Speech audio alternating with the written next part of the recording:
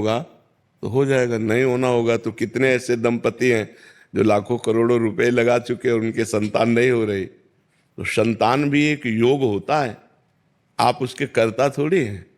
अगर आपके 4 संतानें होनी है तो होनी है, नहीं होनी है तो आप चाहे जितना डॉक्टर को दिखा लो, रुपया लगा के दवा ले लो, नहीं होने वाली। बहुत से ऐसे करोड़पति अरबपति लोग हैं जिनके रुपया की कमी नहीं और डॉक्टरों के संबंध की कमी नहीं, लेकिन संतानें है ही नहीं, लाख उपाय कर लिया। तो हमें लगता है कि भगवान के विधान को मानना चाहिए।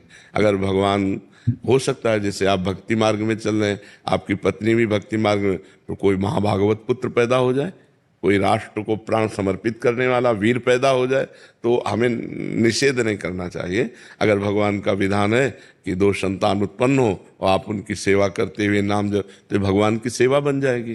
तो हमें इस पर ज़्यादा विचार नहीं करना चाहिए कि हमें संतान करना है या नहीं करना। ये तो विधान पहले से हो गया।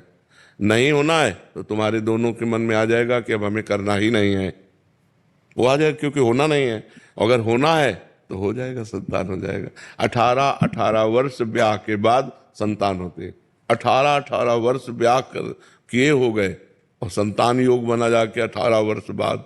लास्ट की बहन के लिए थी सारी रिपोर्टें नॉर्मल थी दोनों की, हस्बैंड की, वाइफ की, और 18 साल बाद। हाँ, तो वही कह रहा हूँ कि 18 वर्ष बाद संतान का योग होता है। तो जब योग होता है तभी होता है, और योग नहीं होता तो फिर अपने बस की बात थोड़ी। अपने तो एक चिड़ैया नहीं बना सकते, फिर मनुष्य के एक रोम गिर जाए ना, रोम, तो हम दोबारा लगा ले सकते? फेविकोल से थोड़ी देर जोड़ दे, वो बात अलग है।